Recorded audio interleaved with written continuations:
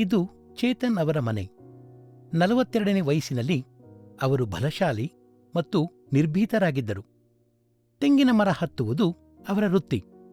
ಇದರಿಂದ ಅವರ ಕುಟುಂಬವನ್ನು ಪೋಷಿಸಲು ಸಾಧ್ಯವಾಗುತ್ತಿತ್ತು. ಆದರೆ ಒಂದು ದುರಂತ ಎಲ್ಲವನ್ನೂ ಬದಲಾಯಿಸಿತು. ಸ್ಟ್ರೋಕ್ ಪಾರ್ಶ್ವವಾಯು ಅವರನ್ನು ಹಾಸಿಗೆ ಹಿಡಿಯುವಂತೆ ಮಾಡಿತು. ಕೆಲವು ದಿನಗಳ ಕಾಲ ಆಸ್ಪತ್ರೆಯಲ್ಲಿ ಮತ್ತು ಈಗ ಅವರು ಮನೆಗೆ ಮರಳಿದ್ದಾರೆ. ಅವರ ಪತ್ನಿ ಮೀನಾ ಅವರ ಶಕ್ತಿಯಾಗಿದ್ದಾರೆ. ಮಕ್ಕಳು ಶಾಲೆಗೆ ಹೋದಾಗ ಪ್ರತಿದಿನ ಅವರನ್ನು ನೋಡಿಕೊಳ್ಳುತ್ತಿದ್ದಾರೆ.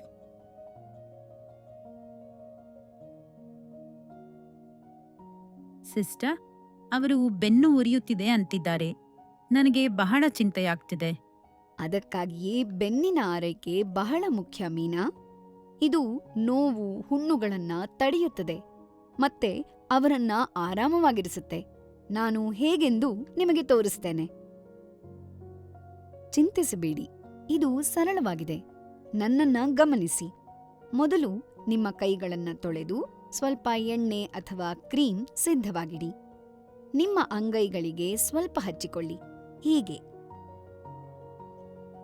ಈಗ ಬೆನ್ನಿನ ಕೆಳಗಿನಿಂದ ಮೇಲಿನವರೆಗೂ ದೀರ್ಘವಾಗಿ ಮತ್ತು ಮೃದುವಾಗಿ ಮಸಾಜ್ ಮಾಡಲು ಆರಂಭಿಸಿ. ಇದನ್ನು ಎಫ್ಲರಾಜ್ ಎಂದು ಕರೆಯಲಾಗುತ್ತದೆ. ಇದು ಚರ್ಮದ ಉರಿಯನ್ನ ಕಡಿಮೆ ಮಾಡುತ್ತದೆ ಮತ್ತು ರಕ್ತದ ಹರಿವನ್ನ ಸುಧಾರಿಸುತ್ತದೆ. ಒಳ್ಳೆಯದು. ಮುಂದೆ ಸ್ನಾಯುಗಳನ್ನು ಎತ್ತುವಂತೆ ನಿಮ್ಮ ಬೆರಳುಗಳಿಂದ ಚರ್ಮವನ್ನು ನಿಧಾನವಾಗಿ ಒತ್ತಿ ಮತ್ತು ಬಿಡಿ. ಇದು ಪೆಟ್ರಿಸೇಜ್. ಇದು ಬಿಗಿತವನ್ನು ತಡೆಯುತ್ತದೆ. ಈಗ ನಿಮ್ಮ ಅಂಗೈಗಳಿಂದ ಸಣ್ಣ ವೃತ್ತಾಕಾರವಾಗಿ ಒತ್ತಲು ಪ್ರಯತ್ನಿಸಿ. ಇದು ನೀಡಿಂಗ್.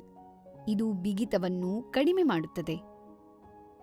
ಅಂತಿಮವಾಗಿ ಕೇವಲ 1 ಅಥವಾ 2 ನಿಮಿಷಗಳ ಕಾಲ ಬೆರಳ ತುದಿಯಿಂದ ಲಘುವಾಗಿ ತಟ್ಟುವುದು. ಇದನ್ನು ಟ್ಯಾಪಿಂಗ್ ಎಂದು ಕರೆಯುತ್ತೇವೆ. ಇದು ಚರ್ಮವನ್ನು ಎಚ್ಚರಗೊಳಿಸುತ್ತದೆ. ಮನೆ ಕೆಲಸಗಳ ಜೊತೆಗೆ ಮೀನಾಳ ಕೈಗಳು ಈಗ ಅವರ ಪತಿಗೆ ಸಾಂತ್ವನವನ್ನು ತರುತ್ತವೆ.